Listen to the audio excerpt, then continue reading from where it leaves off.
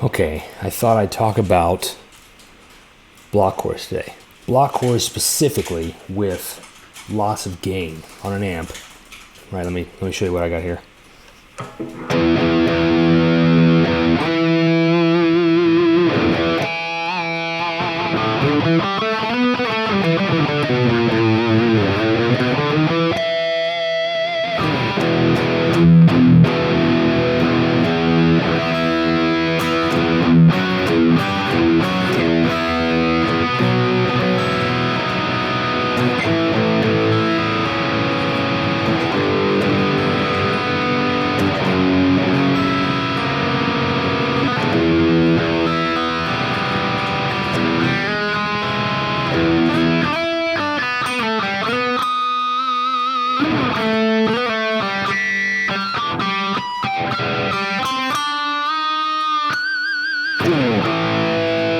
Anyway, so the idea here is your typical kind of, I think they're called block chords, I think.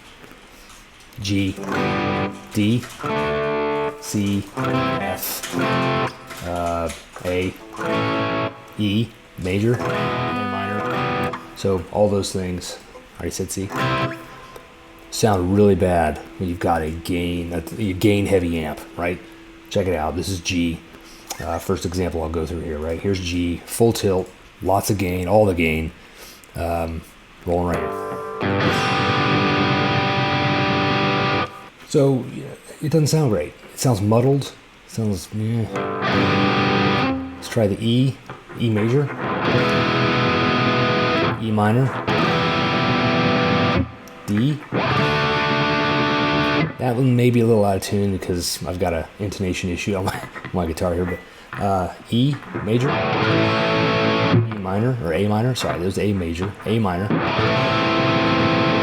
It just sounds messy. So what do? You've got a bunch of gain on an amp, you need one of those chords, and you want that same, part of the value of those things too is, scoot over a little bit.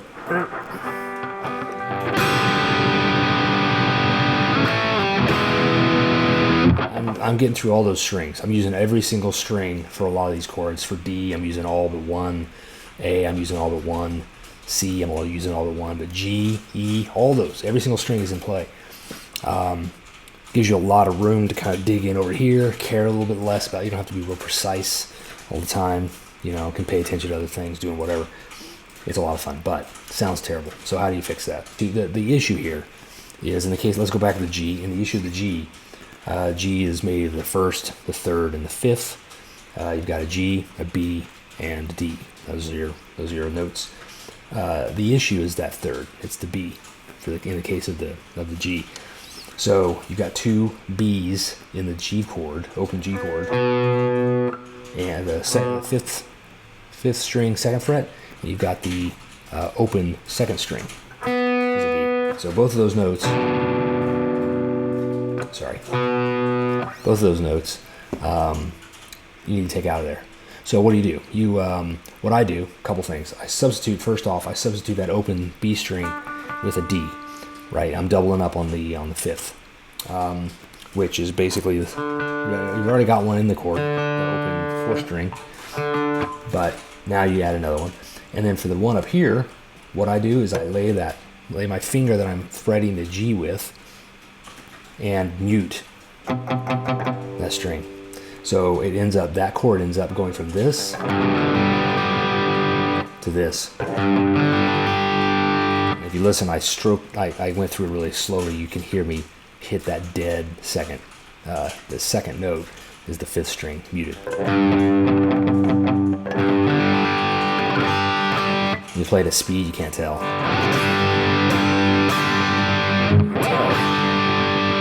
Let's do that with the E, right? Over here, got the E minor. I've only got 1/3 in that, which is the open fourth string, which is the G. Open third string, which is the G. What I do in this position, the way I typically hold it, I fret it with my second and third fingers. That way I can go to G major. I've got my first finger over here. You can, however you fret it. I use the next finger up behind my fretting strings, ahead of my fretting strings, fretting fingers, to deaden and kill that third string.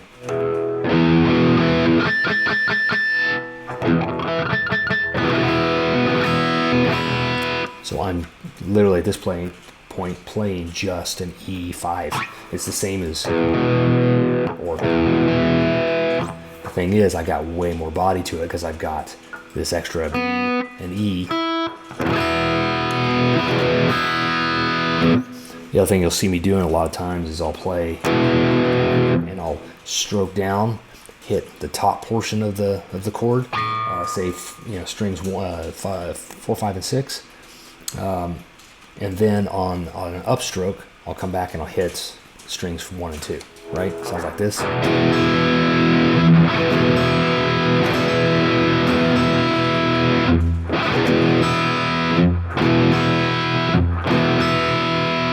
Let you break up, what could be a quarter note or an eighth note, break that up into 2 independent notes of half the chord each.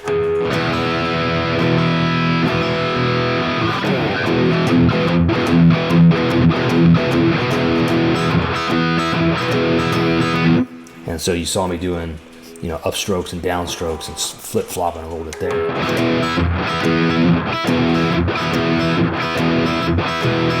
But I was able to do that because I'm muting that G. It's completely out. When you do want it, it can be there if you need it.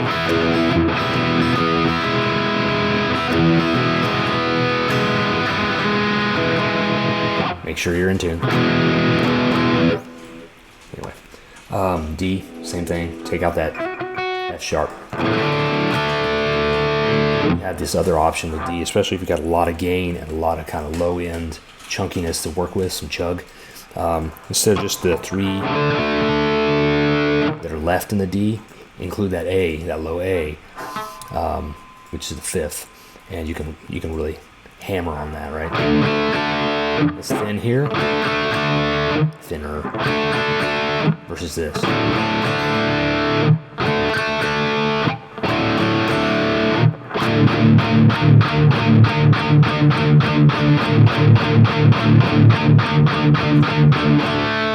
So those are the big ones. You can do a lot of these same versions with like F, which it becomes it's basically like a bar chord, right? Just you take out that root, deaden the third, you can move it.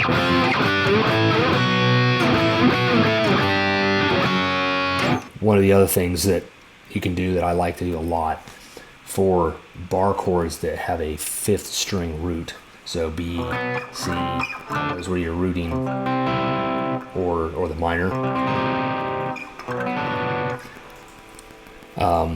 Like the other chords I showed you, the other open chords, I think maybe that's what they're called. The open chords, these are more bar chords, but take that 3rd out, include the 9th, which is actually a 2nd, right?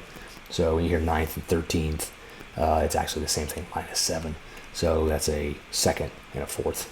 But what you're doing is you're still using a tonally ambiguous chord, right? So looking at a B, let's look at a C, for example. Easier to talk about. C major. Take that out.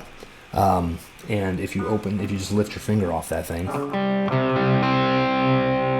do not and bar it with that first finger, you've got a D, right? So that's your 9th.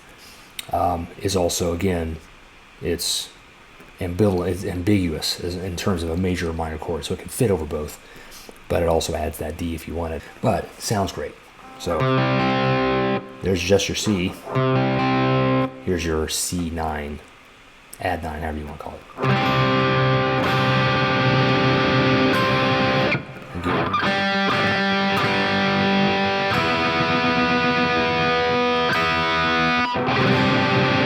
All right, I'm out of tune now.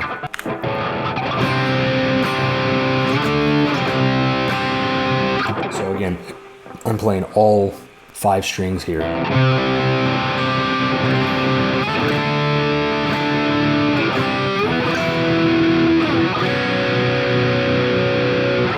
It's kind of a metal chord. A lot of fun on the right thing, with the right settings, right guitar. That's mostly it. Not sure what else I have.